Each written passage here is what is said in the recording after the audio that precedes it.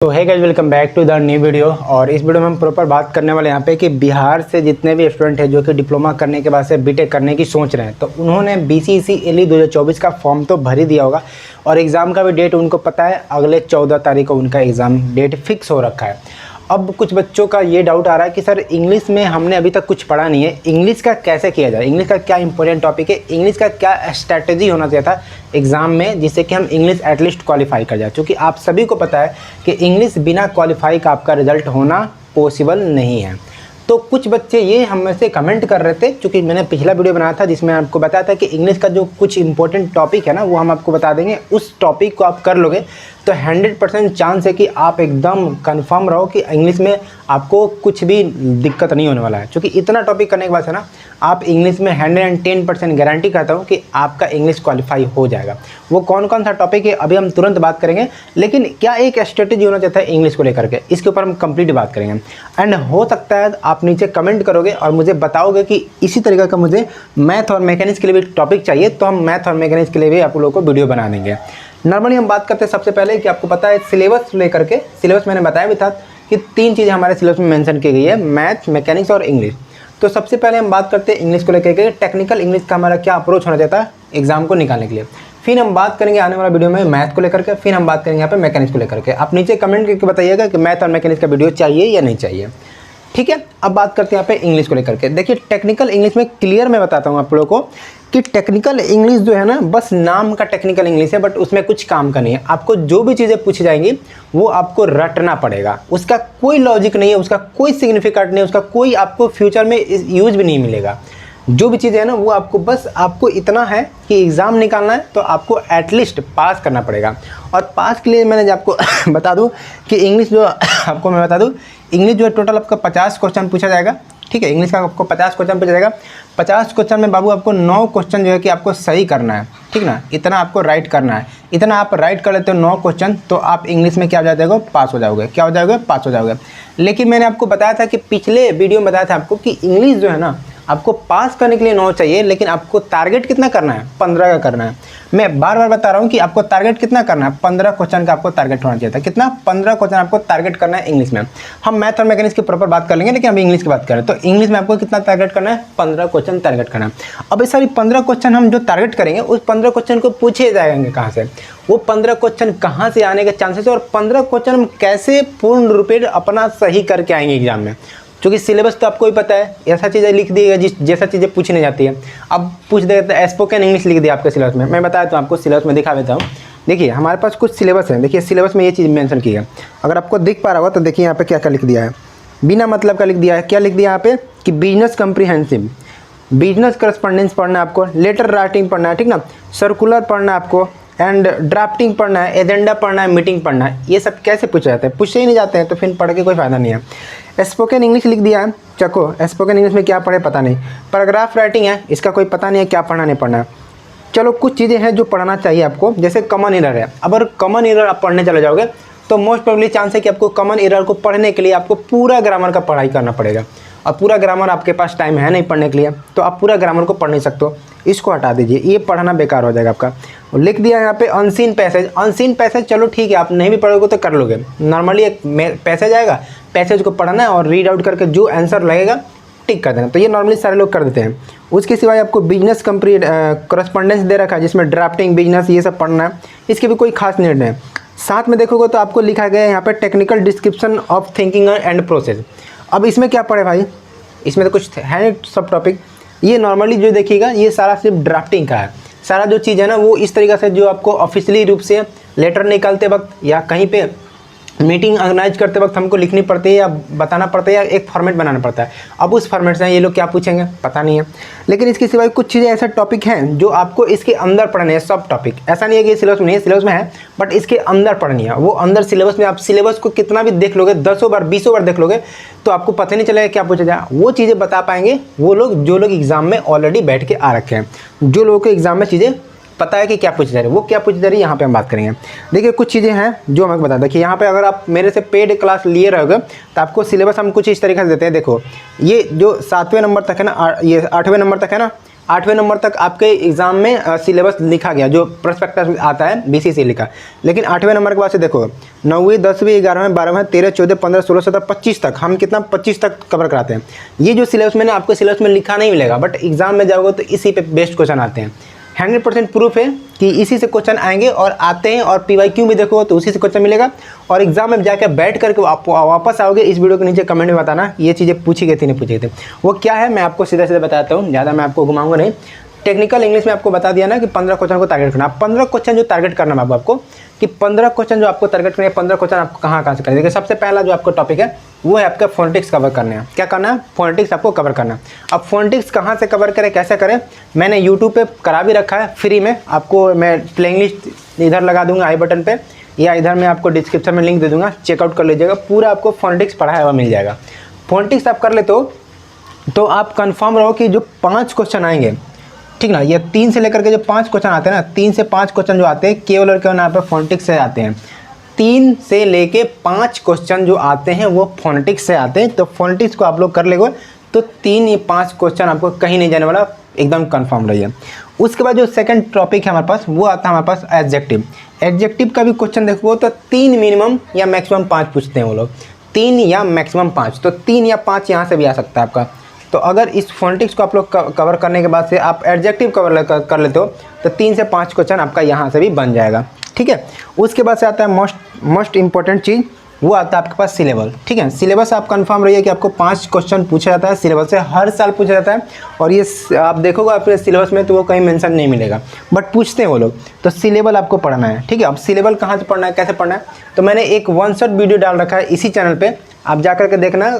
10 दिन पहले डाला था मैंने, ठीक ना, ये आपको लिंक डिस्क्रिप्शन दे दूंगा, जाकर चेकआउट करिएगा। 1 शॉट वीडियो डाला था मैंने सिलेबस को लेकर, उसमें पूरा चीज़ सिलेबस कवर है। 1 से 1.5 घंटे का वीडियो होगा, पूरा लॉन्ग वीडियो मैंने बनाया था। 1 से 1.5 घंटे का वीडियो होगा, आप जाकर देख लीजिएगा। सिलेबस का A to Z आपको पता चल जाएगी, सिलेबस क्या है, कैसे पढ़ना होता है, ये सारा चीज़ें पता चल जाएगी आपको। सिलेबस के अंदर भी एक सब टॉपिक आता है जिसको हम लोग क्लस्टर बोलते हैं, क्लस्टर भी उसी में कवर करा रखा है। तो सिलेबस और क्लस्टर दोनों मिला करके देखा जाए तो इससे आपको 5 क्वेश्चन आते हैं, ठीक है ना। 5 क्वेश्चन आपका यहाँ से हो जाएगा। उसके साथ साथ देखो यहाँ पे सिमली आती है, सिमली से भी हर साल 3 से 5 क्वेश्चन पूछे जाते हैं। तो 3 से 5 क्वेश्चन आपको सिमली से भी करा दीजिएगा। और मैं बता दूं कि सिमली आपको कहाँ से पढ़नी है, कैसे पढ़नी है, तो मैं यहाँ पे बता दूं कि यहाँ पे YouTube पे देखोगे तो हम लोग का यहाँ पे एक सीरीज चल रहा है जिसमें 100+ हम लोग सिमली करा रहे हैं। कितना? 100+ सिमली करा रहे हैं। और इस 100+ सिमली में से मैं उम्मीद करता हूँ कि जो एग्जाम में आएगा इससे बाहर नहीं जाएगा, क्योंकि 100 में से आपको सिमली जो पूछ जाता है वो नॉर्मल होता है, बस आपको रटना पड़ता है चीज़ें।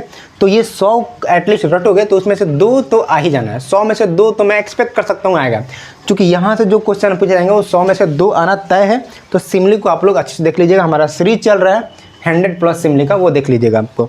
उसके बाद हम देखिए वो भी यूट्यूब पे मिल जाएगा आपको फ्री में, सारा वीडियो का लिंक डिस्क्रिप्शन में दे दिया गया है। ये चैनल पे एक बार जाकर के आप चेकआउट कर लेना, प्लेइंग लिस्ट बना हुआ है, प्लेइंग लिस्ट में आपको मिल जाएगा। उसके बाद से आती है हमारे पास नेक्स्ट जो इंपॉर्टेंट टॉपिक होती है आपके पास, वो आती है स्पेलिंग मिस्टेक। स्पेलिंग मिस्टेक का हमेशा देखिएगा 3 से 5 क्वेश्चन यहाँ भी हमेशा आपको देखने को मिल जाएंगे। तो 3 से 5 क्वेश्चन आपको स्पेलिंग मिस्टेक से करनी है। अब स्पेलिंग मिस्टेक शायद मैं यूट्यूब पे नहीं डाल पाया हूँ और नहीं डालने वाला भी नहीं हूँ, क्योंकि स्पेलिंग मिस्टेक के जो मैंने कंसेप्ट दे रखे हैं वो फ्री लाइक नहीं है। फ्री लाइक दैट मीन कि इतना मेहनत करके मैं चीज़ों को बनाया हूँ, इतना अच्छे से बनाया हूँ कि ये स्पेलिंग मिस्टेक का अगर मेरा एक लेक्चर देख लोगे, एक ही लेक्चर में मैंने कवर कर दिए, 1 से 1.5 घंटे का लेक्चर होता है मेरा स्पेलिंग मिस्टेक के लेकर के। तो उसमें मैंने इतने अच्छे से बता रखे ना कि आप स्पेलिंग मिस्टेक चाहे कितना भी बड़ा हो आप उसको भूल नहीं सकते हो और कर नहीं सकते। तो वो स्पेलिंग मिस्टेक अगर आपको कंप्लीट करना है तो मैं बता दूं कि जो लोग भी अगर पेड हमारे पास पढ़ना चाहते हैं उनके लिए मैं नंबर देता हूँ यहाँ पे 7079571198। इस वाला नंबर पे आपको सिंपली कॉल कर लेना है, ठीक ना। इतना नंबर पर आपको क्या करना है, सिंपली कॉल करना है। और जो भी BCC LE 2024 की तैयारी कर रहे हैं वो लोगों को पेड यहाँ पे सब्सक्रिप्शन मिल जाएगा, जहाँ से आप लोग पढ़ सकते हो। सारा चीज़ें आपको पढ़ाई गई है बहुत ही मैनर तरीक़ा से। आप बस यहाँ पे कॉल करेंगे तो चीज़ें आपको बता दी जाएगा कि कैसे आपको कोर्स लेना है, कहाँ से आपको पढ़ना नहीं पढ़ना है।